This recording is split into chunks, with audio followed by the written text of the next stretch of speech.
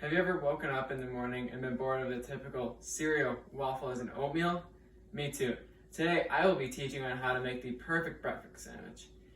I learned how to make a breakfast sandwich just a couple years ago from my dad, who is a great cook and has taught me how to make many great things.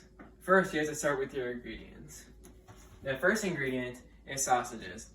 You should have these pre-cooked, so when you make them it's a lot faster and they taste pretty good. Next, I love English muffins. You can virtually use any type of bread, but I like to use English muffins because they're smaller and easy and have more like on-the-go feeling. Next, I have a grade A large egg. You only need one because it's already big enough as it is, so you don't want it to be overpowering. Next, you have one slice of cheese. You only need one, just like the other things, so it's not overpowering. I like to use American cheese, but you can use any type of cheese if you want.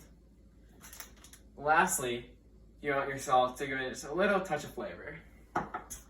Next, you're going to use your cooking spray and spray over the entire pan, like this. Then, you'll take out your sausage and set it on the pan, and you'll turn your heat up to medium on the scale. Next, you open your English muffins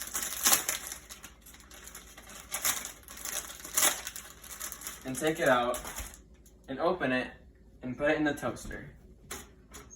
We'll let that sit for a little bit and we'll come back to it later. Next, you take your egg and you crack it. And then throw away your egg. And then you have it sit for about 1 to 2 minutes and then come back to it. So when your egg is cooking, it'll tend to start spreading out. So you have to make sure you have to keep it in so it fits within the length of the bread. The next step you want to do is take your sausage and flip it over to the other side so the other side gets cooked. So I have these ingredients, but you can have many other ingredients, including like pepper or like things like that, to make it so it's, you add your own different flavor to it. And next, you poke the egg so it gets, gets to different spots. It runs a little bit. And you let that sit for about 30 seconds. So you can I like to poke my egg so it gets it's not as messy. It gets into like that nice spot and it cooks pretty good. So after about the 30 seconds, you let it sit there.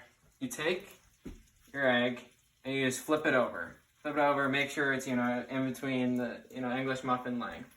And you take your salt and you can just pour it right on the egg.